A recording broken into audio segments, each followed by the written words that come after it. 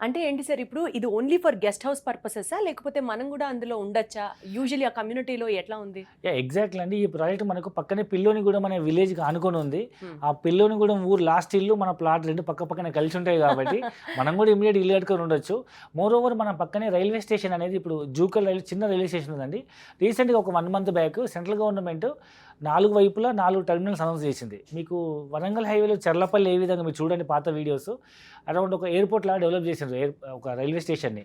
అదే మాదిరిగా మనకు ఈ బెంగుళూరు హైవే మీద జూకల్ రైల్వే స్టేషన్ ఇంచుమించు 18 ప్లాట్‌ఫామ్స్‌తో అతిపెద్ద టెర్మినల్ డెవలప్ చేయబోతున్నారు. ఒక రైల్వే స్టేషన్ టెర్మినల్ 18, 20 ప్లాట్‌ఫామ్స్‌తో మనకు ఒక ఎంఎంటీఎస్ జంక్షను, ఆ రోడ్‌లో వెళ్ళే ట్రైన్స్ అన్నీ అక్కడే ఆగుతాయి. రోజుకి ఇంచుమించు 250 ట్రైన్లు ఆగుతాయి.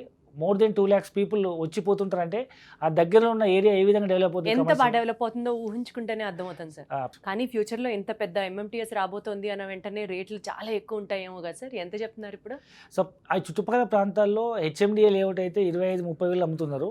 ఈవెన్ గ్రామ పంచాయతీ లేఅవుట్ కూడా 15-20 తక్కువ ఎక్కలేదు. మనం కోట్ చేసిన ప్రైస్ కేవలం 12,000 రూపీస్ అండి. Hmm. సో అంటే 250 గజాల భూమి అంటే 30 లక్షలు అవుతుంది. 20 లక్షలు మంచి ఇల్లు కట్టుకోవచ్చు 50 లక్షల్లో.